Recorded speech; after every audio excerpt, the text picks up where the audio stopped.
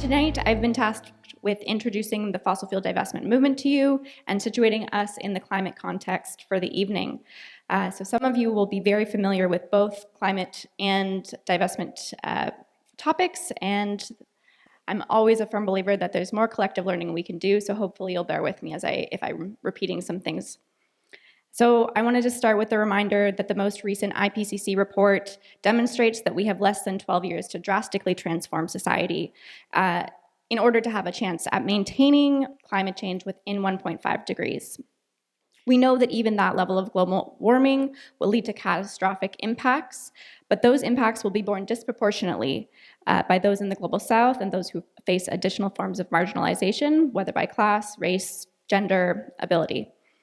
The industrialization of Western nations is primarily responsible for historical global emissions, and the filmmaker Sean Devlin recently put it so brilliantly when he pointed out that that is a consequence rather than a coincidence of the divide between those nations most responsible for climate change and those most impacted, that division is the same between those who have been colonizing forces around the globe, imperialist nations, and those places, including here, that have been colonized.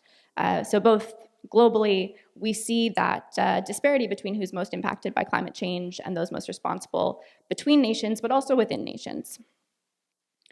So we have 12 years to turn this all around, which means social, political, and economic transformation, and there's a beautiful opportunity in that.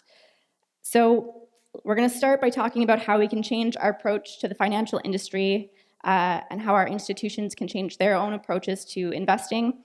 And I hope that maybe at the next forum we can talk about how we're going to continue to change the economy beyond divestment. So what is fossil fuel divestment? Put most simply, it's the removal of investment assets, including stocks and bonds and investment funds, from companies that are involved in extracting fossil fuels and attempting to reduce the climate change impact by moving into other investments. The fossil fuel divestment movement began in 2012 as a response to the pervasive influence that fossil fuel companies were having, or that organizers believed were having on the political sphere that were delaying action on climate change. And basically the goal was to lessen the fossil fuel industry's social license. And in that, it's been able to expand the conversation on climate change into new spaces and get both new institutions talking about climate, but also this is a conversation that I think has really pushed the financial industry to engage with climate change in a deeper way, and that took fossil fuel divestment activists bringing that forward. So why divest? The financial argument for divestment has focused initially on the carbon bubble concept and the risk of stranded assets. So current market architecture allows for fossil fuel reserves to be valued as assets regardless of their global warming potential, and the share value of fossil fuel companies is predicated on their total consumption of those energy reserves. And so this initially in divestment, there was a lot of conversation about the carbon bubble beyond just the volatility that the fossil fuel sector has seen over the past years. But the carbon bubble specifically refers to the risk of a drastic decrease in share value of fossil fuel assets following the implementation of emissions reduction legislation or the global transition to renewable energy resources.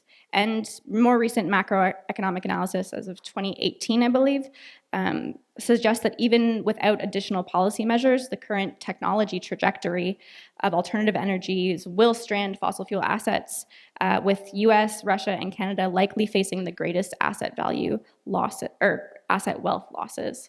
And I think there was the example of coal a couple years ago is one where we see institutions that were able to divest before that industry collapsed were able to sort of get out relatively unscathed, but that won't be the last that we'll see of these types of fluctuations in the fossil fuel industry. So this represents a threat to companies holding those assets and the financial vulnerability for institutions that are invested in them. In addition to the volatility of the energy sector, financial arguments around divestment also draw attention to the profitability of fossil-free indexes. So I'm glad we have some people in the room here tonight who are able to help speak to this, and hopefully you'll get a chance to meet some of them later. And the part that's most close to my heart is this moral rationale. So the moral argument put forward by the divestment movement is that the fossil fuel industry is culpable in the unethical impacts of climate change.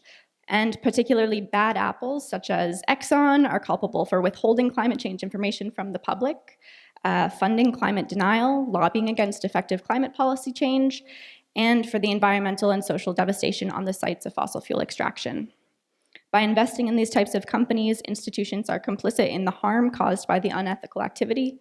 And divestment also highlights the injustice of how a relatively small number of corporate actors, about 100 fossil fuel companies, have contributed the vast majority of climate change causing emissions. And yet these companies continue to hold immense economic and political power. So I think divestment is really the other side of the coin when it comes to fighting fossil fuel extraction and expansion projects on site. So the resistance to the Kinder Morgan pipeline that 350 has been doing on the ground is super crucial, not just 350, all of the grassroots organizing that's gone on to fight that pipeline is so crucial. But money talks to these industries, and so I think these tactics work really beautifully together, that as we fight on site and try and stop each pipeline, we also have to be thinking about the industry at large and how that industry is sustaining itself. And I think I'm mostly focusing tonight on how institutions can divest, but I think another really powerful example that shows those two sides working so powerfully together is Tsleil-Waututh's action on divestment. So as part of their resistance to the Kinder Morgan pipeline, they encouraged international banks to divest from Kinder Morgan by going to shareholder meetings and talking about the social impacts, the climate risk, and the impacts it was having on their community, and told those investors that they were going to fight this tooth and nail. And it had a huge impact on, I think, the overall campaign, and had a tangible financial impact on the company. So divestment is no silver bullet, but there is no silver bullet for climate change, and we need to use every tool in the toolbox, as Audrey said. And so I think divestment has proven to be a powerful and effective tactic, and again, with climate change, all hands on deck. And so I'm glad that this conversation is coming into new spheres. So these are the three most common campaign asks that you'll see: a freeze on new fossil fuel industry investments, divestment from the top 200 public companies with the largest holding of fossil fuel reserves. That was based on some early research by Carbon Tracker that showed that those top 200 companies alone had enough fossil fuel reserves in their had enough fossil fuel reserves to surpass the threshold of that allowable burnable carbon left in the earth by 5 times. So if we want to meet those 1.5 emissions reductions targets, we need to leave the vast majority of fossil fuels in the ground and unburned.